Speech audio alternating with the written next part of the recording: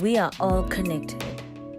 So join me as I talk to like-minded people about topics that are appropriate to the current times we are living in. My name is Lerato Shabalala and this is Relevant. Hello, everybody in South Africa and beyond. Welcome to another episode of Relevant. I'm incredibly excited about my guest today. If I were to start reading all his awards, I'd never finish. We could do it until 2021. That's how accomplished this man is. He is, for me, in the embodiment of Black excellence and somebody that I quite revere. I'm very lucky that I actually know him. He is the founder and the brand architect behind DNA Brand Architects. Please help me welcome one of the most amazing marketers in the Southern Hemisphere, Sylvester Chauke. How are you? Hey. I'm so excited to be relevant. Thank you for inviting me. I'm looking forward to this conversation. And I must say, having met each other so many times, it's so good that we got to spend this time today to just chat about this. Really cool. Exactly. I mean, I think what's wonderful is, about you, Sly, is that you will try anything. I mean, one of the things I love about why you're an entrepreneur, you and I have done projects that have never gone anywhere, that circled, and this is part of an entrepreneurship, is that some things work out, some things don't. And so what I love about you is that you're always willing to go there. So I guess my first question to you, and you've been asked by several people who've interviewed you over the last 6 months of us dealing with COVID-19, is how have you been dealing? How has it been? Now we're level 1, so things are slightly at ease, but how have things been for you, and how have you been holding up? I have to say, when the president announced the lockdown in the first 21 days, there was a lot of anxiety, as you can imagine, in terms of how we were going to be able to manage the business through that transition. So I remember sitting in my office and having to think about what are we going to be doing over this period, and how are we going to manage the clients, the projects, the financial aspects of the business, but also, making sure that the people are also good over the period. So I was quite nervous, and I was nervous about a couple of things, but mainly what the impact would be on the clients, which then impacts the business, which then impacts the people. And that understanding was something that was quite important for me to get to. So it was incredibly challenging. And I think people talk about the financial business of COVID a lot. So the financial impact on a business, but there is a lack of understanding of the emotional impact of the leader, the people, and the ripple effect of that challenge across then what we do as well as businesses. So it was, I think, just like anyone who is running a business, or even entrepreneur, a businessman, or a store owner, the key thing was just the sustainability of the business over that period. And with a lot of uncertainty, because remember, we were 21 days and then it got extended, and then we didn't know when we'll be able to come back. So you're also not quite sure, where is it going to end? Because I remember the first 21 days, I had a plan of 21 days.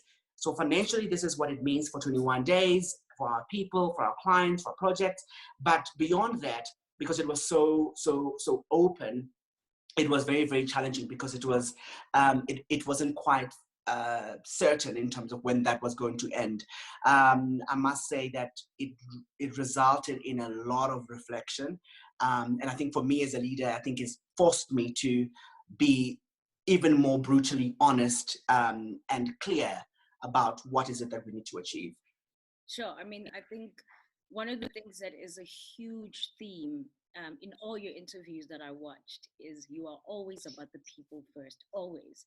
And you stress that it's not always about the money, that actually if it's about the money, and this is where you and I really agree, that if if money is the reason why you want to be an entrepreneur, then you've got a bigger problem, because that won't sustain you. But if you are aware of the people and you take care of the people, then your business thrives. How have you and your team sort of managed, from being remote to then coming back into the office? And everybody has, I know from my team, people have been in different states of mind. Some people handled it Mhm. well, and then some people, it really has been very tough for them. So for you and the DNA team, how have you guys bandied together during this time?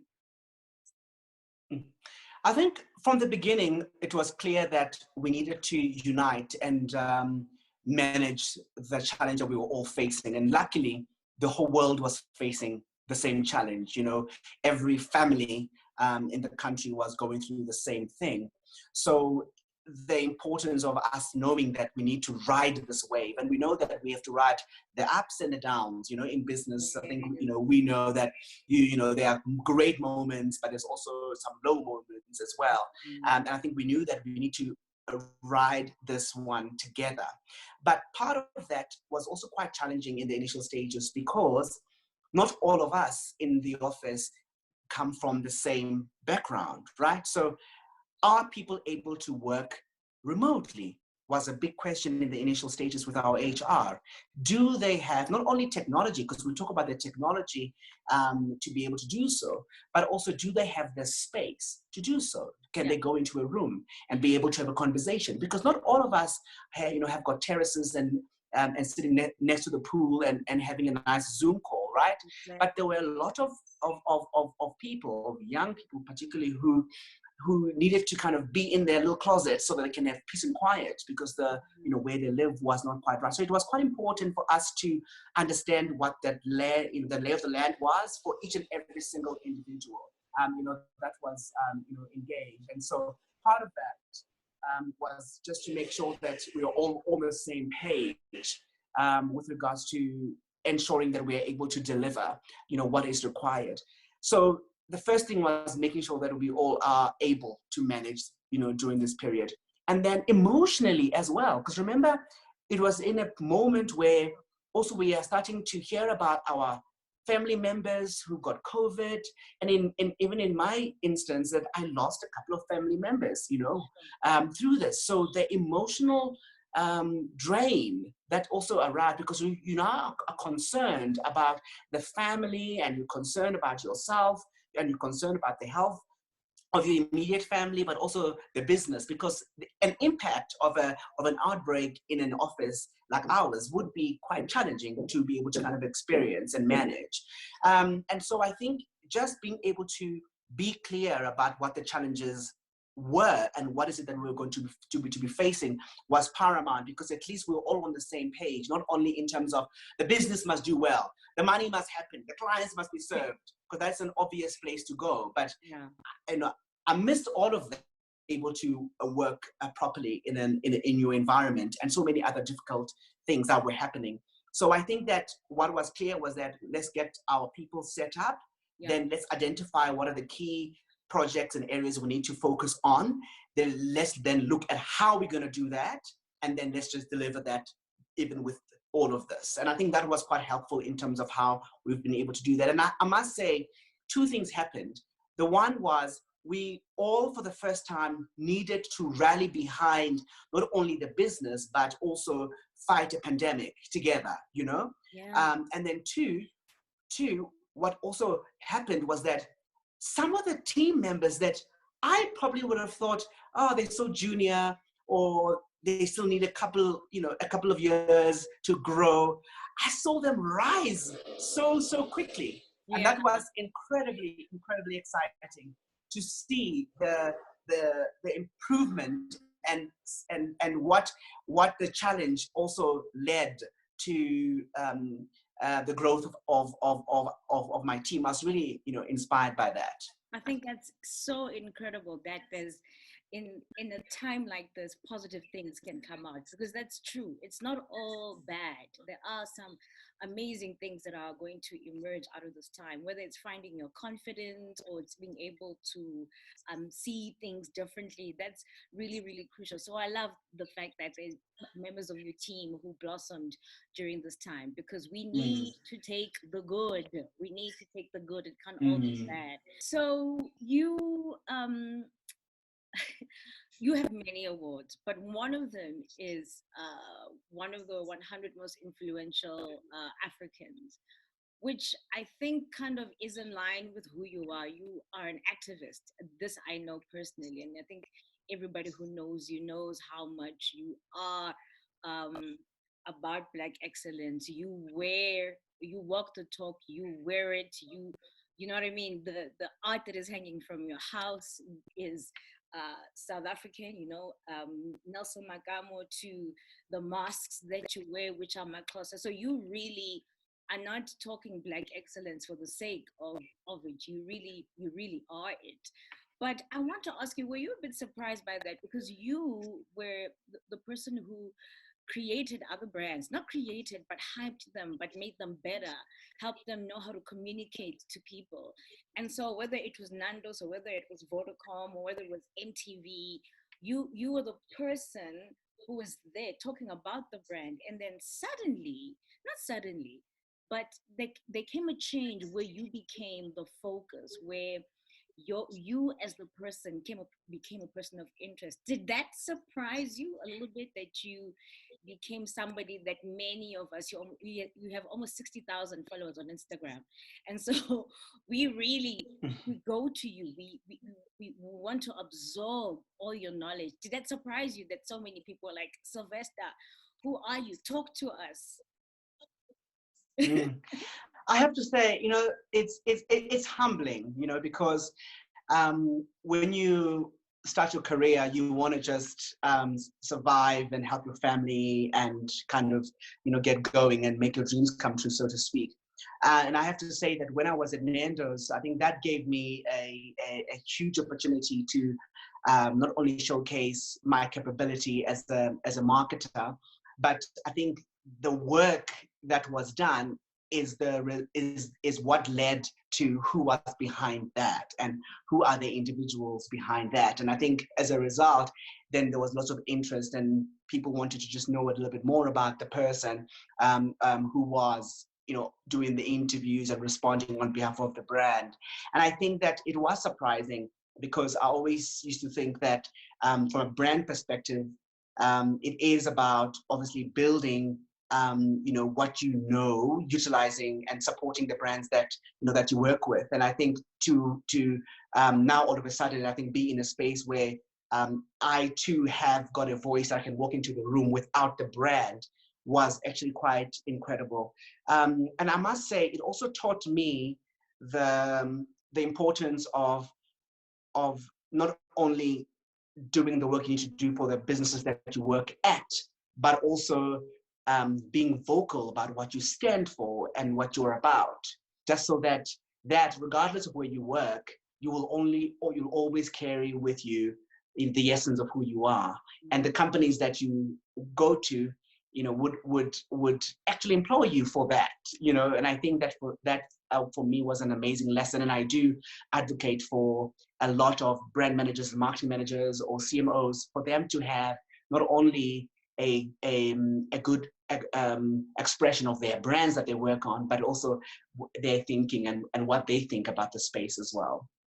I think it's amazing that one of the things you've always done is big up the people who came before you in the marketing and comms sphere, and all the stuff that you gain from them, and you speak about the things that you've learned. And I think it's amazing that you have become that person as well. And so I wonder if 2019's Stained Against Bland were both authors. And it is an incredible book. Can we see the book? I couldn't. Guys, the book is sold out in Cresta. Look at that. Look at him. Yeah. We love it. When I get It's such the book, an please amazing... sign it. Of course, of course. Of course, I'll arrange a copy for you. Don't worry. Please, thank you, Sly. So you must have known that you needed to download for people the information and all the things that you have learned throughout the years. How did you decide what to put in and what to leave out? Because I know from authoring that that's the most difficult part, to decide what is the essence and what can I do without, what can I not do without. I have to say, I think I really struggled with exactly that, in the process, because it was about, we can write a book about the story of Sylvester Chauke, but how is that going to necessarily help someone? And I was very critical. I think you'll understand that as an author, everything you write, you always think, oh no, it's not great, No. and you always, you always kind of overthink it. But what was quite important for me was that over the last, 2 decades, really, if I'm being honest, particularly in the last couple of years, I have had an avalanche of questions that I get on social media, particularly around how did you do it, where did you know, how do you approach it, etc., etc. So these questions were almost very clear, and I was able to cluster them in key areas because I could see where the interest was in terms of some of the questions, and then I was then able to respond, through a book, taking into consideration a lot of the questions that I do get, because I don't necessarily have the time nor the ability to be able to speak to every single person that I get a question from. But the book was a good opportunity then to be able to answer that question that many would have, but in a way that can reach as many people as possible. So that was really the reason why, the book journey began. It was, how do I try to answer these questions, and how do I try to express the avalanche of interest around some of the key themes that they've seen or expressed in my life. The first manuscript came back, and I was not convinced. I have to say, I was like, because I was worried about being preachy. I was worried about being tsibinki, kind of. I didn't want it to be a lecture, and I didn't want to be fluffy. So it was quite important that I really sit and we spend a lot of time on each and every single element of it to ensure that it was necessary for it to be in the book, not just for the sake of it. And that was quite important for me. I think it's so important that you actually mention the insecurities that we have. So when people see you have a book and carry the book, they don't realize what a grueling personal experience it is. And you go through all the emotions, because creativity, we both are creative on a day-to-day basis, but when it's your name, for some reason, it carries so much weight. So I am glad you were honest about that. Do you have a favorite chapter? Do you have a chapter that, if there's one thing that touches you, where you feel like this, I'm so glad I wrote about this? Yes, I do. There's a chapter in the book, towards the end of the book, that is called "Uniting for Success." That's actually the chapter's name. And I think what was quite important for me in that chapter was about the opportunity that lies ahead, particularly amongst Black creatives, young Black leaders, Black individuals in corporate. That there's so much that we can do if we all collaborated and worked together to achieve, to make something bigger. And I always have a problem with too many talented Black people running too many small little things versus a few Black people running a big thing, And I think for me, there's an opportunity for us to not only open small little agencies and have hundreds of them, but actually, collaborate, with the value chain to build something much bigger. And it takes me back to the period, you recall that incredible agency, Head Boys McCann, which is in Sunning Hill, which was one of the first Black-owned advertising agency of its nature, but also size and the work that was being created by this agency, phenomenal work. And I was completely touched by that. Every time I would walk into that agency, I would feel incredibly inspired as a Black professional, you know, to be in this space, because I knew that there was an opportunity. And I think since then, we haven't really invested enough in building, you know, agencies that are powerful, not only in terms of influence, but in size and in its impact. And I think for me, that's what really excited me about the book. In that chapter particularly, it was the dream for what's to come and the opportunity that lies ahead for professionals in the creative space.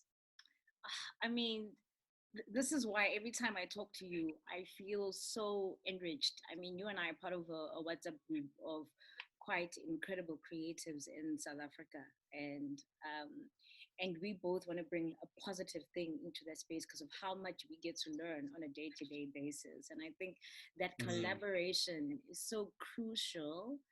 If you think about Jewish people and how they recommend the doctor, the gynae, the accountant, that's essentially what we're doing, is to build communities around ourselves and each other. So I want to go back to 2012 when you decide to start DNA Brand Architects. Now, it's important to note that at this point, your career is like this, like it's this. You are at the top of the game, you are doing really well. And there was really nothing wrong with you continuing in the direction that you were in. You would have probably ended up C-suite at a very sort of international company. But then you decide to say, screw this, I am going to start my own company. My question is twofold. Is, when did you realize that you're an entrepreneur? This is important, and I think, Sylvester, if you can talk to this, please do. Not everybody's meant to be an entrepreneur. So I know we speak about it a lot. There is no embarrassment in you working with somebody else. There isn't any embarrassment at all. But you need the acknowledgement of understanding whether you can do this, because entrepreneurship is hard, people. It is difficult. Yeah. And it's easier to know that on the 25th, somebody is going to pay you than to figure out how you're going to do it for yourself. So my first question is, when did you realize that, you know what, I could do this entrepreneurship thing?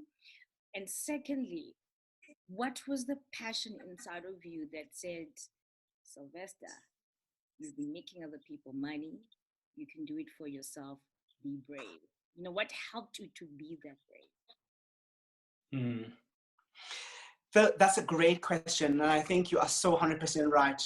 Sometimes, particularly today, we do glamorize entrepreneurship as if every single person on the planet needs to become an entrepreneur.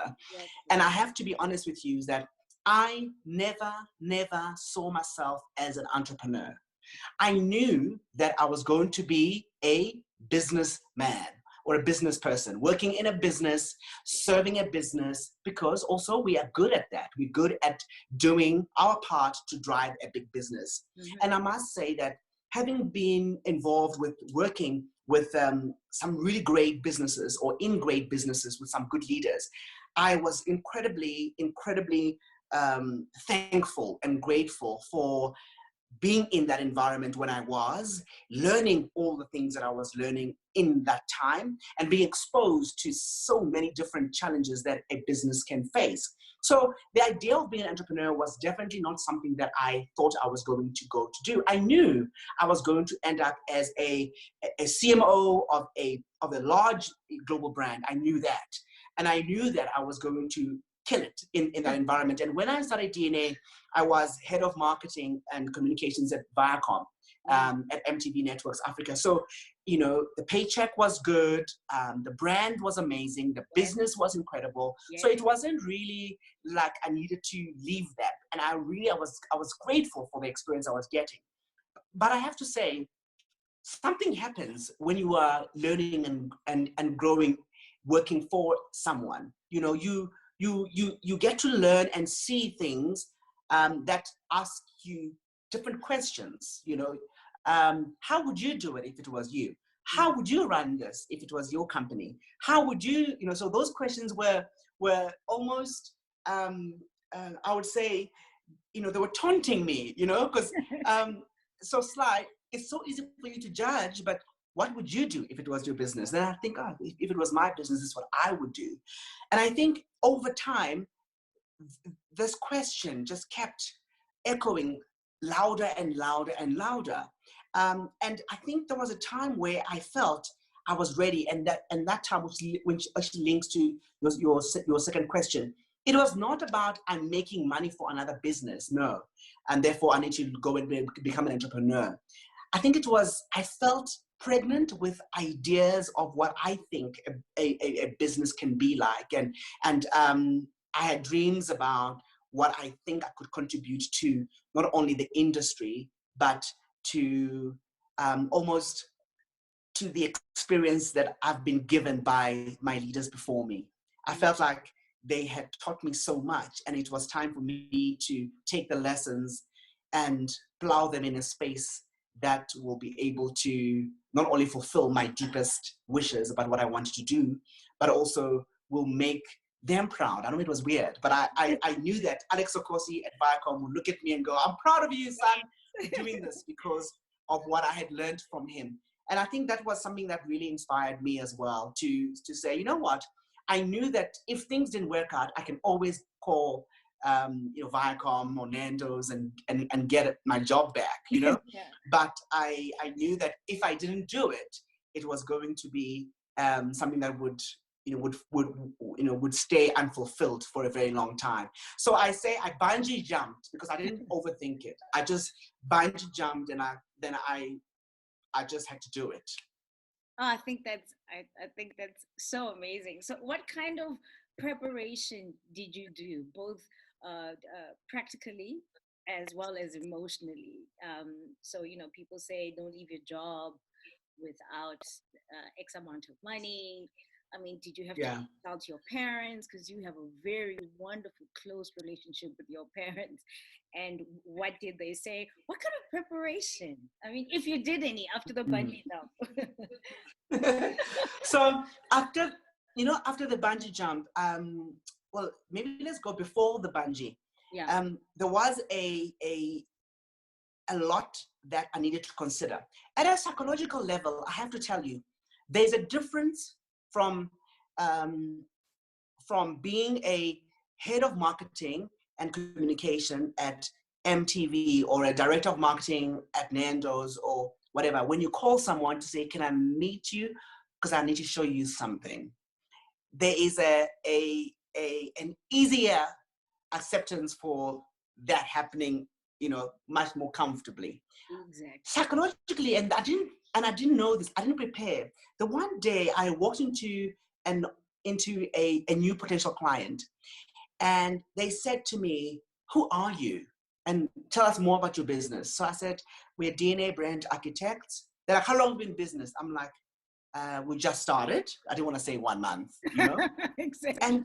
And I have to say, I walked out of that meeting feeling so sad, because I felt for the first time I was not Sylvester from MTV, Sylvester from Nando's. I was Sylvester from DNA, which had done absolutely nothing at that at that point. So I had to start from zero, and I really was I almost had to have a mourning for the past, for that old title and what I was able to do and the rooms I was able to get in because of that. And now I had to go in with a new entity without any major credentials. It was really, really challenging. And I remember thinking to myself, oh my goodness, how am I going to be able to kind of get to a point where I can be able to get an appointment because of the fact that I'm from DNA brand architect. So that was at a psychological level, I really did suffer with that. I suffered with when people ask me, what do I do? And I say, I'm an entrepreneur. They wouldn't take me seriously. And they'll ask me, what do you do? I work in advertising, and they think, oh, please, or marketing or PR. They just think everyone does it. It's not that unique. And because also there's so many people that are doing this right now. Everybody with a cell phone and a laptop can do what we do in a way, right? And they say that. So I really did struggle at emotional level. Was I had to remember that I'm no longer, surrounded by this leadership at Viacom or Nando's. I no longer had a big business that can manage and support me, whether it is from an IT perspective or budget or travel. All those things had to be something that I knew the buck will have to start and stop with me, and that was quite interesting to kind of go through. And then on the other hand, in terms of preparation, I knew that if you're going to be an entrepreneur, you can't be an entrepreneur and have debt. I'm actually incredibly scared of debt, and I think it's something that helps me a lot. I'm so scared of just someone calling me because they I can't, I really, because personally, and there are two types of people, there are people that almost having debt helps them fight, fight some more and they become creative. I'm the opposite. When I'm stressed out, I feel trapped, I can't think, I can't be myself. And I think that I really, really knew that I'm not going to be able to make it if I actually have got a lot of issues. So being able to make sure that I can pay off a car and pay off my bond and have food and have petrol, I think those, and help my family, which was quite important because I'm a breadwinner.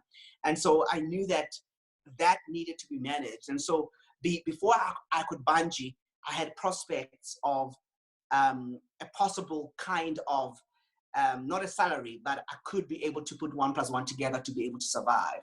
And I remember, this is a very personal story. A friend of mine then said to me, I would have thought that by now you would have moved up the LSM ladder, because I was staying in a 2-bedroom apartment because I was about to go to become an entrepreneur, and I knew that I couldn't really stay in a big place when I didn't need it, So that kind of hurt. At a personal level, I felt, oh my God, am I going backwards? Am I going, from what society I suppose expect? And I was being judged by staying in a 2-bedroom apartment, and I was like, oh my God.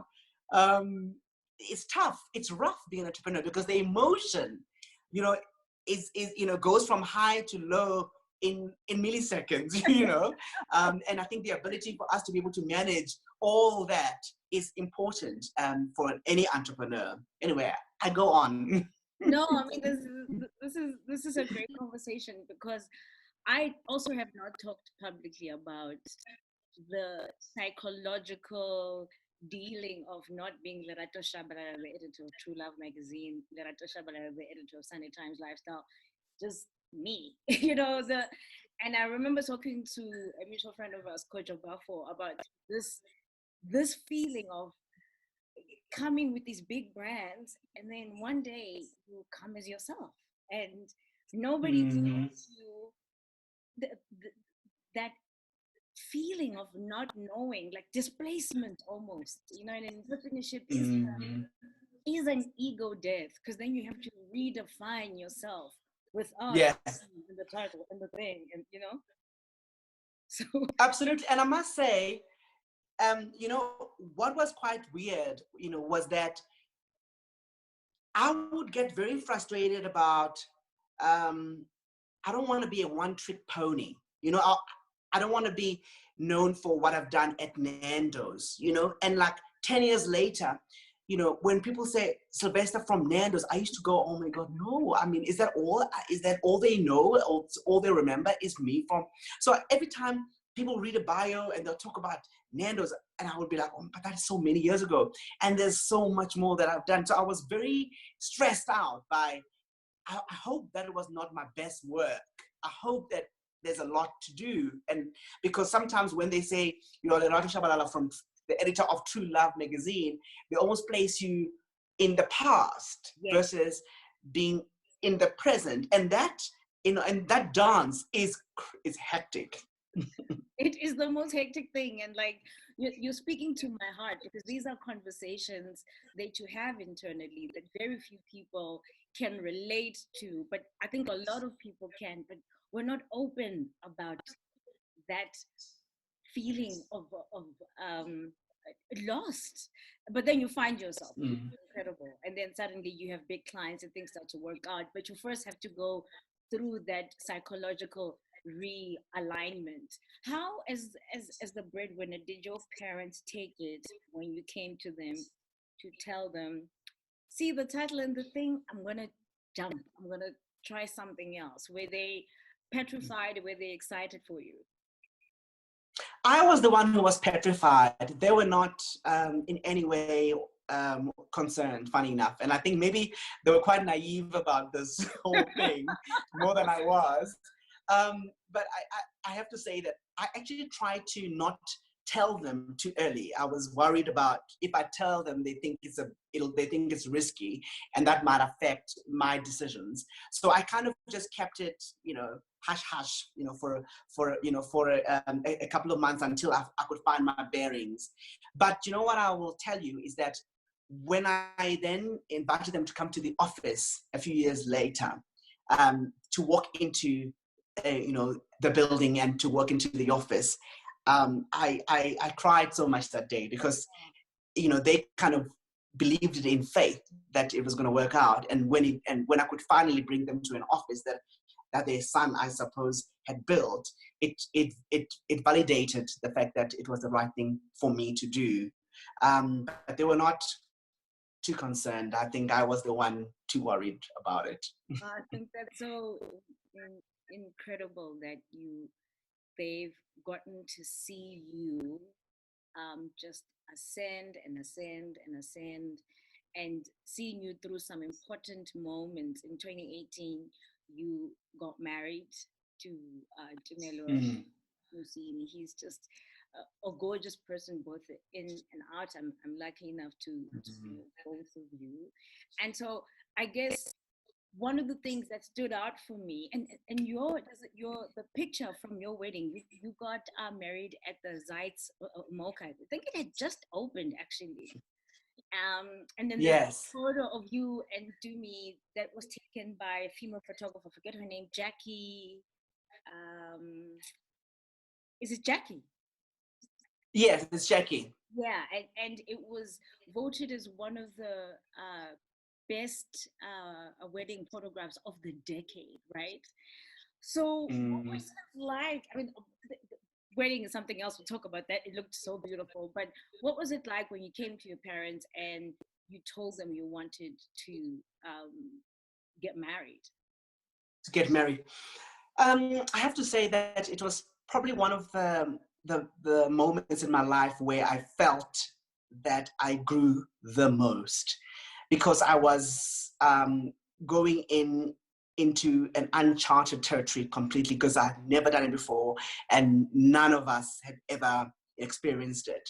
So I was very grateful, first of all, for the fact that I have parents, and both Jimmy and I have parents who let us be, and of course, I'm not in any way downplaying the fact that it was challenging for them, and for them to kind of get to experience this new way of loving, which is very different, for them. And I think I personally was very, very worried about, even if we say we're going to get married, how are we going to get married? How does it work? Who pays lobola? Do we pay lobola? And I was really, really stressed out, because I was worried about, number one, are we doing, why are we doing this? And if we are doing it, how are we going to be doing it in such a way that it honors Dumi and I and our love for each other, but also honors our parents and the role they played in us. So the sensitivities around it were quite profound, and I felt very, very concerned about taking norms that didn't make sense to me, and then being able to play them out in our wedding. And so it was quite challenging to get to a space that we felt was more comfortable for us to be able to manage. And part of that was, lots of counseling before that was very helpful, between Jumi and I, to talk about why we're doing it, what is the reason behind all of this? How would we want to do it? Just being able to really have that conversation and for months just get to understand that was something that helped me a lot. But my parents, they always focus on one thing, and to Miss parents as well, is, are you happy? And I think when you are happy, it's almost very difficult for them to say no or to want to get involved. But I have to say the growth that came through that process was profound, and I learned so much. And I think a lot of the times we underestimate our culture, we underestimate our parents, you know, we underestimate a lot of things because we don't want to be out and open about those things, and therefore we're not able to deal with them. And I think this experience for me, it taught me the importance of being true to self, but also being able to honor the people around you as you celebrate. That was an amazing experience. Yeah, I mean, I think one of the things, so both of us are from Soweto, and Soweto, we love our hood. But you know, Soweto is what it is, and our parents are of a particular generation. And I think, I guess one of my sort of last few questions for you, it's probably one of the most important things I would have asked you today.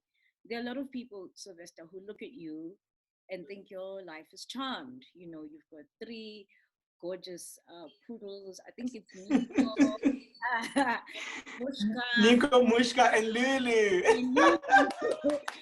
and your life, just when people go, when you go and see Sylvester's Instagram, it's at Sylvester Chauke, by the way, you just realize how charmed your life looks. But everybody, as you said now, gets worried about things. Everybody, it's not easy. And I know there's a kid right now who is watching you, who, first of all, is struggling with, how do I come out? I think my parents know.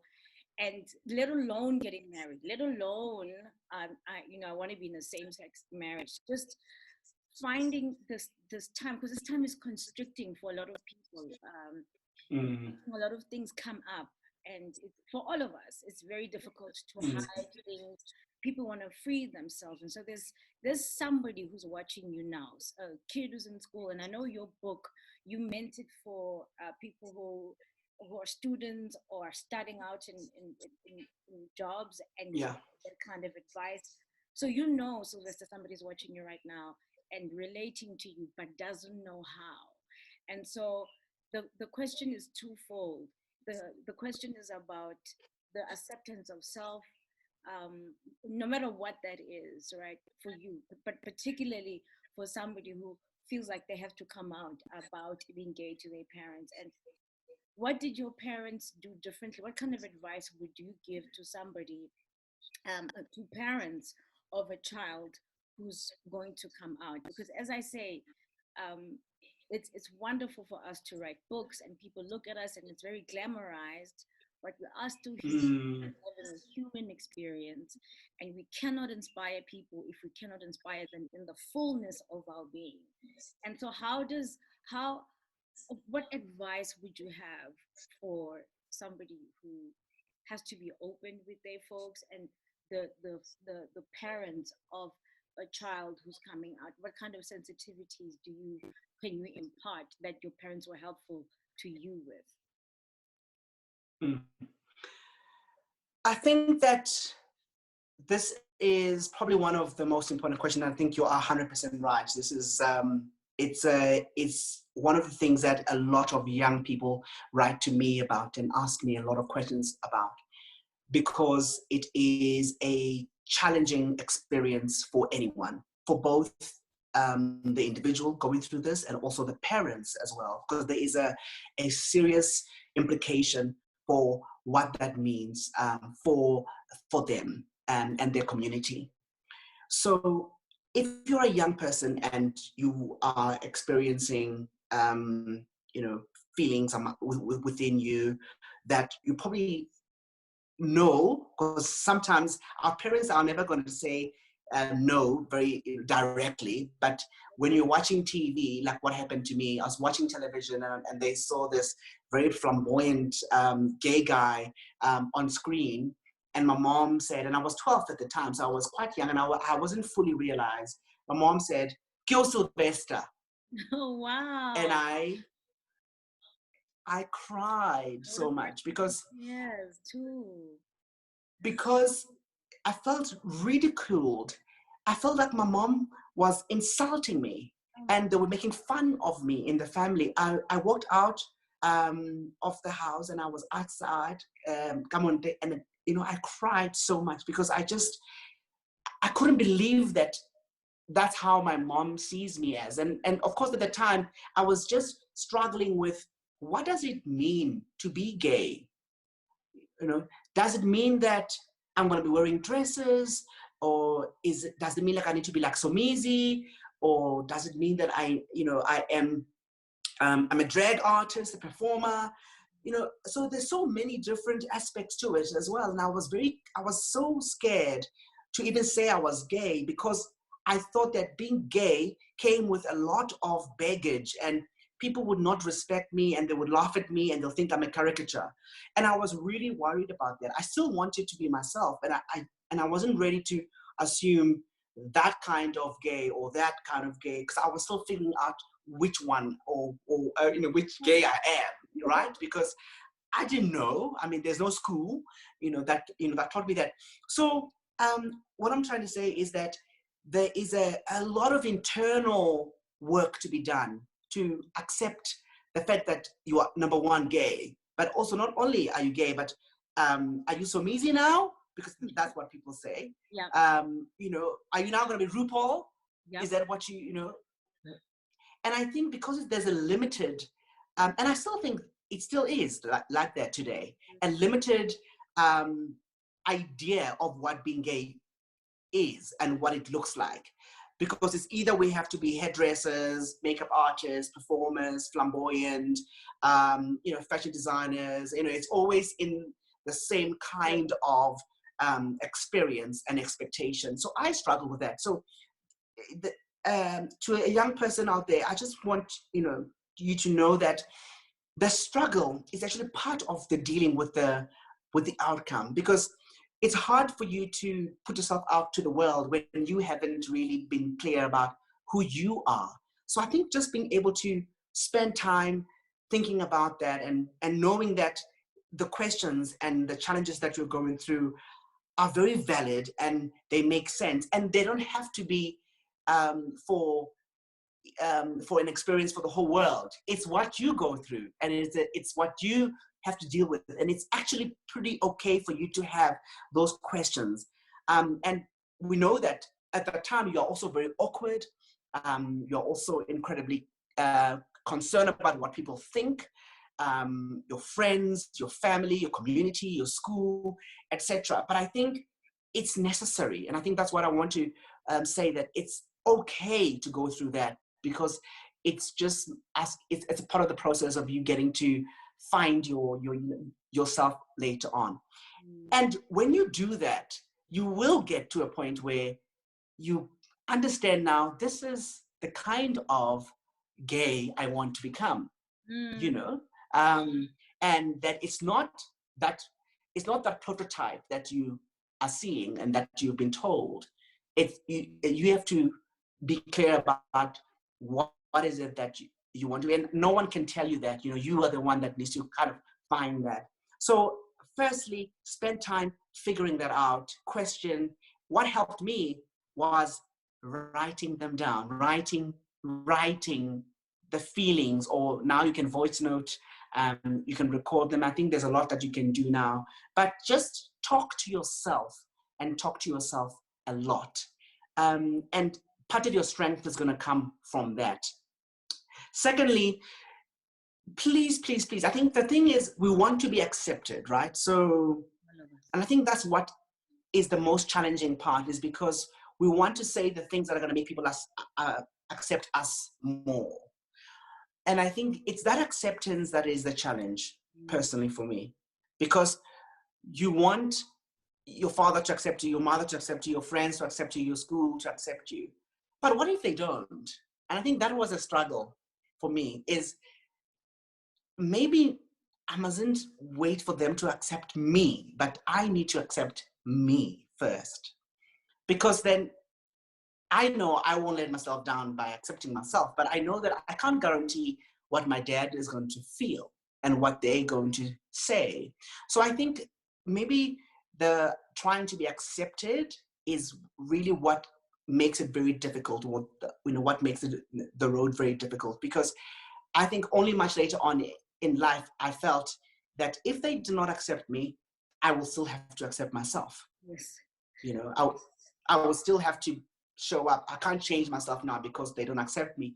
And that gave me so much more freedom. So I think accept yourself. And if your parents and your family accept you, bonus. Yeah. But there is a chance that they're not going to accept you. But that doesn't mean that you can't accept yourself. The question about family advice that I can give to parents, I think what was amazing for me was I was terrified about my father finding out. And I was concerned about not only what he thinks, but what my uncles are going to say, my aunts are going to say. The extended family actually I was more petrified by what they're going to say more than I was petrified about what my parents were going to say. Because I was worried about the shame that it was going to bring to my family. I thought. So I was petrified.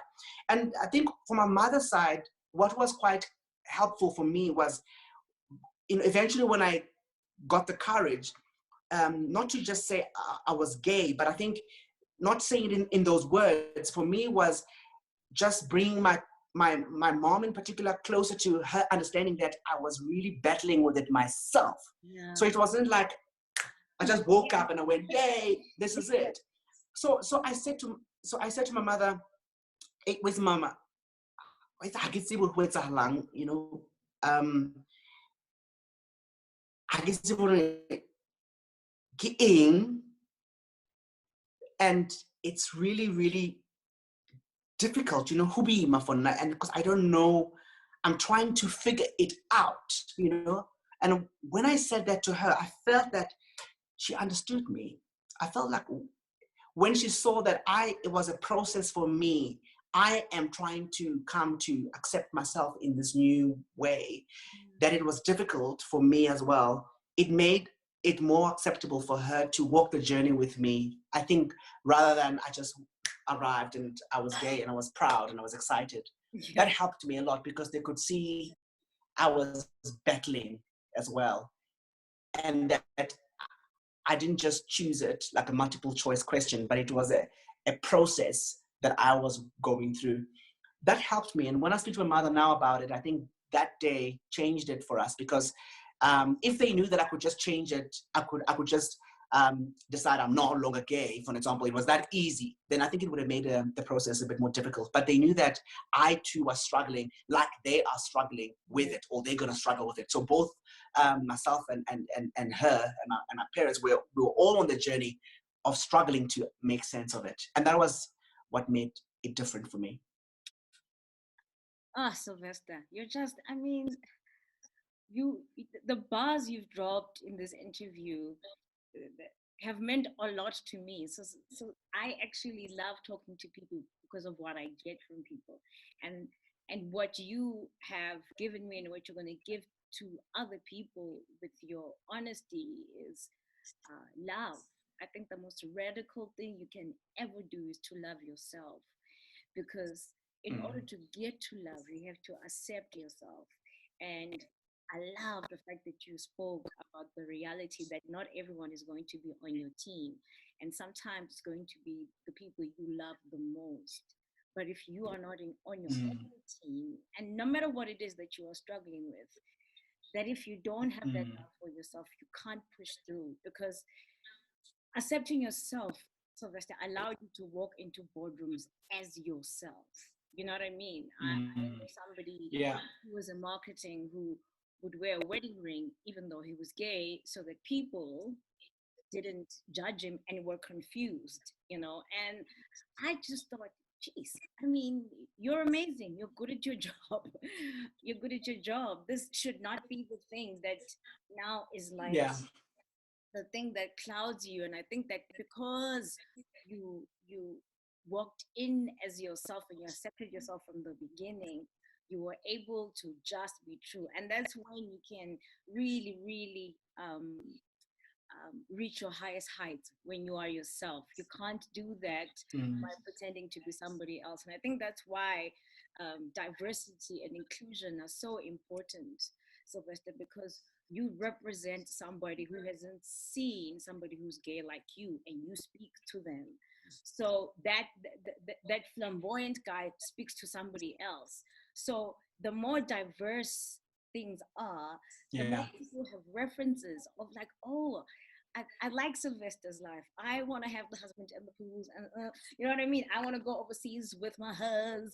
I want to like, you know what I mean? Like, and you do that for people, and I think your existence is so important for the validation of other boys growing up in Soweto, um, and looking at you and thinking, yes, I can too. You know, yes, I can too. Mm. So I guess my last question, you're just so amazing, Sylvester. I want to talk to you all day, but you know what I mean? You both, Oh, you both yeah. have things to do. So my last question to you is, I mean, you uh, have been and sit on the advisory board for the World Economic Forum's Global Shapers. You, from GQ to Men's Health, have been given all kinds of awards. Your life really has been amazing in terms of what you've managed to achieve so far, but you're not even 40 yet, right? So what is still to Yes. come, right? What is the thing that makes you sing, that makes you excited, where you're like, I cannot wait? What does the future look like? Because we must get excited about some things. Yes, it is a difficult time, but we must get excited. So what's still coming? What are you still doing? What are the things that you can't wait to manifest, including a second book? Just saying. Yes, yeah, of course, of course, of course. I have to say that the one thing that excites me is obviously the potential that our space, the space that we work in brand communication has for a new generation of thinkers and leaders who are going to be leading it into its next phase. So when I was growing up, I grew up looking at the likes of Nunu Jingila, who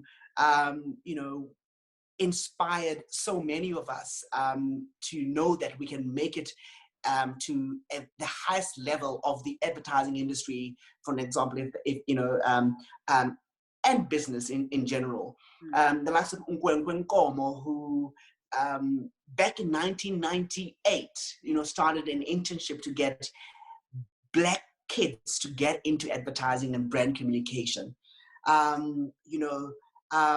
think the likes of Happy Jingila, who continue to be a lighthouse for leadership within the space. And I think, Peter Wundler, I can go on and on. And I think we have been left with such an amazing example of people that have done it. And I think what we need to now do, which is where my passion is to be able to push on the next wave of leaders, the Nunu Jingilas of tomorrow. Yes.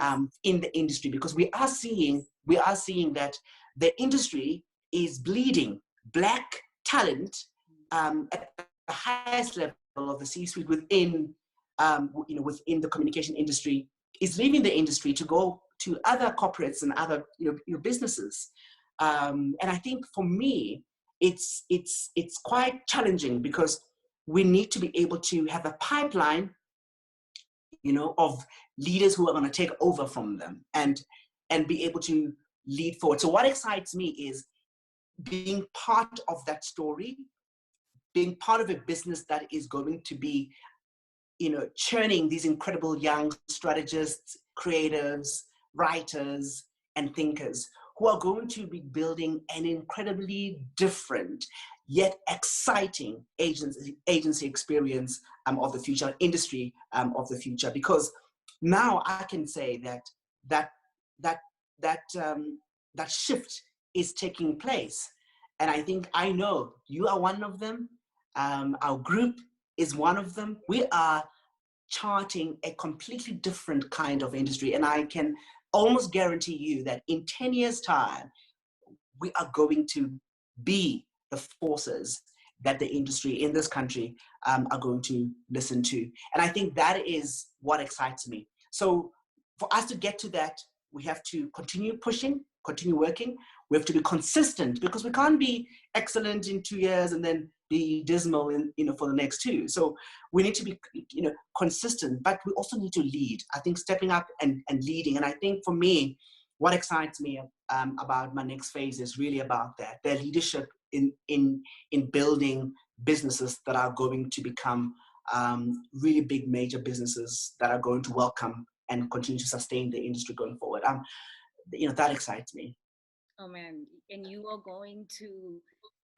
I think that the dream that God has for you is bigger than you think. I think you've done big things now, but I see you really being a person who is a sage, who is going to really move us forward as Black people, as Africans. I bless your life, Sylvester, because you have blessed Thank you. so many, not in creating employment only, but in creating a platform and a space for us to celebrate ourselves.